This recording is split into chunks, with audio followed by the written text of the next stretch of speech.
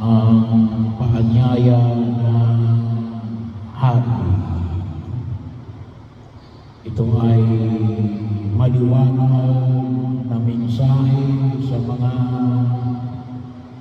punong saserdote at matatanda ng bayan na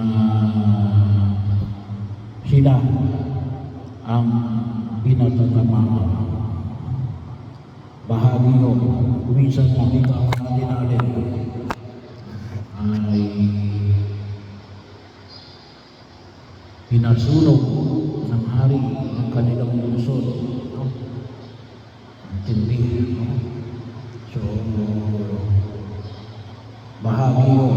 Sabi nga natin siguro bakit napakalupit na ginawa ng hari doon sa mga tao na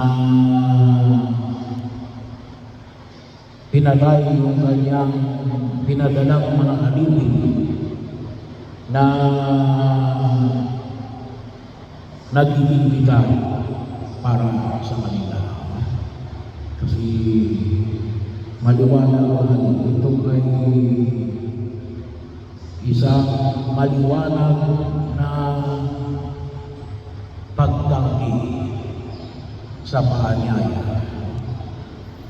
Hindi lang pagtanggi, violent. Parang sinabi mo na ayaw namin sa iyo. Kasi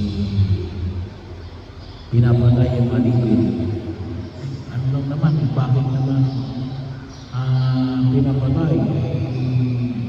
Magkakaroon naman ng kasalan doon sa anak ng hari. Sabi nga natin, hindi pagkilala sa kapangyarihan ng hari. Sinasabi niya sa ilalim, dahil sa hindi pagkilala kay Jesus na siyang lalaking ikakasal. Kaya maliwanag natin, yung ipagtanggi mismo sa paanyaya ng Diyos. Bahagi ito, kasi ito ay hari. Kaya sana po makita namin yung dakilang paanyaya ng Diyos sa atin. Lahat ay inaanihan at maliwanag yung kinikilala ng alam. Ang mga unang inanyayahan ay sino? Ang piling bayan ng Diyos. Ang Israel. Kaya lang, sabi nga natin, ay may mga tumanggi. Bahagi yung na makita ko natin kasi ito yung maliwanag na na piniling bayan ng Diyos mula sa lumang libang. So, pagkakataon din yung pagkikilay natin na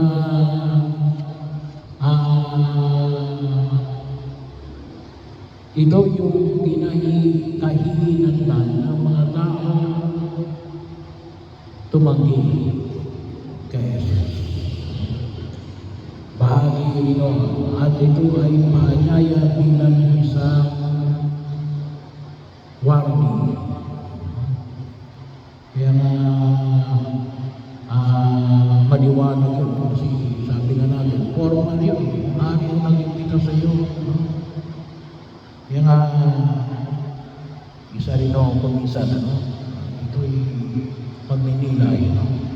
Kasi sinasabi natin na yung kumakalat na itong image ng Ginoo ay padala ng hari ng Spain. Kapag ang hari ng Spain nagpadala, may sulat yun. Kasi hari, formalize yun. Hindi lang yung magsabi ka, hindi. At may tatak yun. na yun ay galing sa hari. No?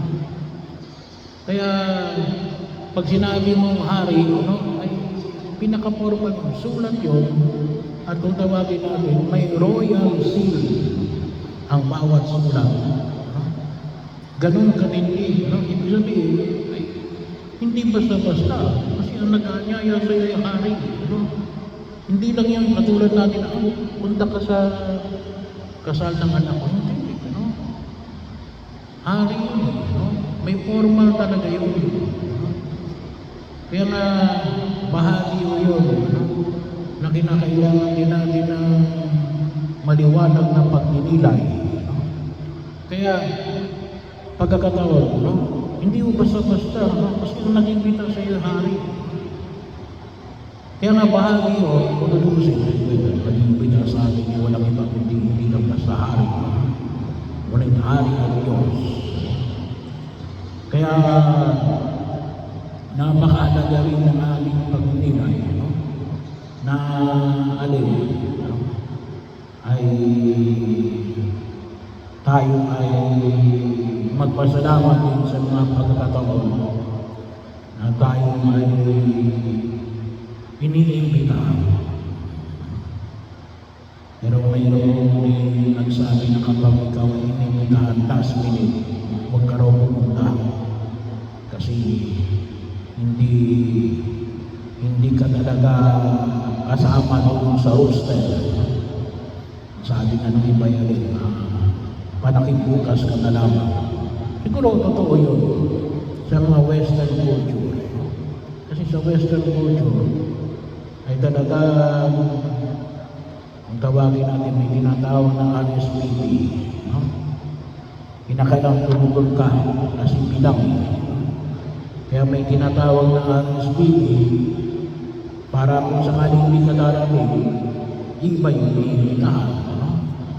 Bahagi ko yun. Kaya totoo yun ang sinasabi na kapag ikaw ay last minute na inimbitahan, ay hindi ka talaga original nakasama doon sa Islam. No?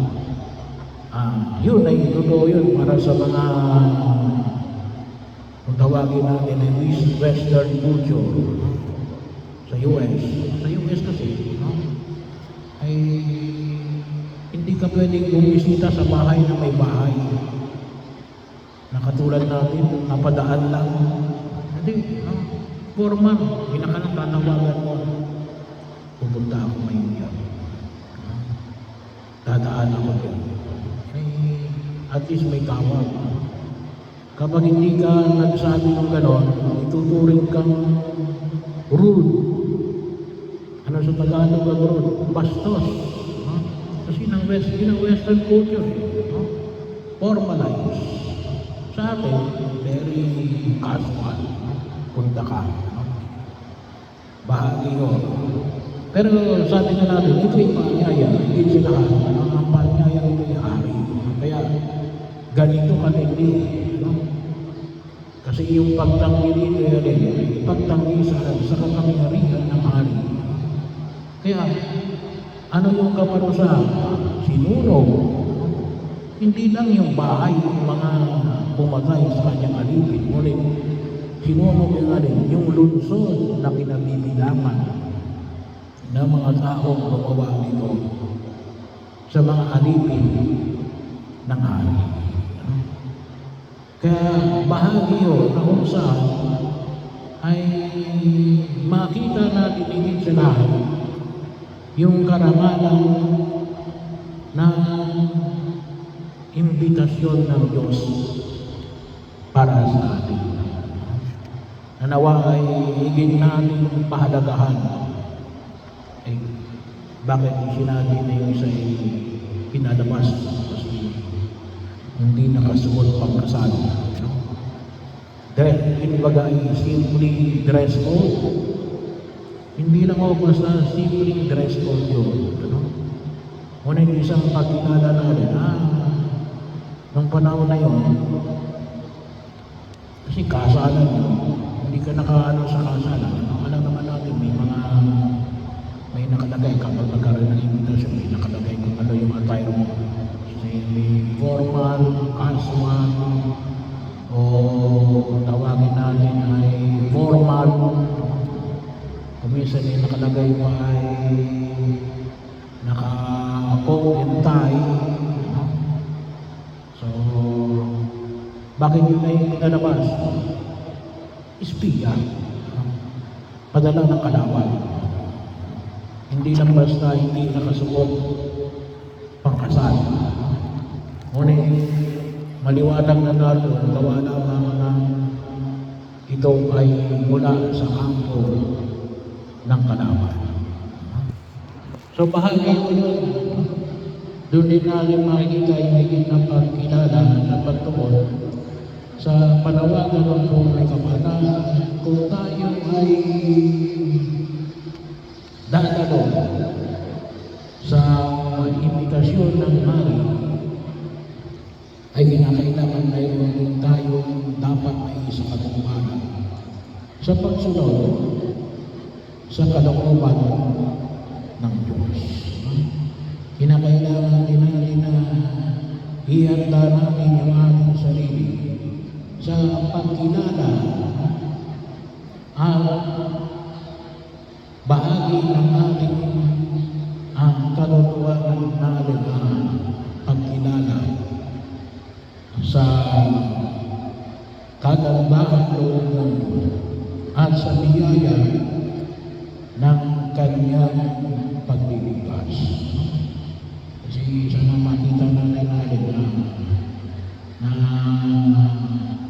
ang pag-aari ng Diyos, kung inyo po makikita, always ay sa mga kalinada na binigay ni Jesus bangko. Kasi hindi rin malayo yung kultura ng mga Middle East. Tawag natin ay Middle East o ang tawagin natin ay yung mga bahagi na yun sa ano yun ay katulad din natin yung mga Southeast halos pareho yung ating kultura natin. Mahilig tayo sa handaan. Pero yun ang bahagi yun na makita natin na paanyaya ay pinapahayag ng Pumay Kapana. Ang panawagan ng Diyos ay isang handaan. Hanawa, tayo inanganyahan natin aktibong nakikilaw. Aktibong nakikilaw. Hindi lamang kung tawagin natin ay observant, nagmamasid. Kinakailangan natin ng may pagkilos. Hindi lamang sa pananamit, ngunit tigil sa lahat ng alin, yung kalooban natin na handa natin tanggapin isang biyaya na lalaki ng anak ng hari na ikakasal. Ang higit na pagkilala natin kay Jesus bilang Panginoon at Tagapagligtas.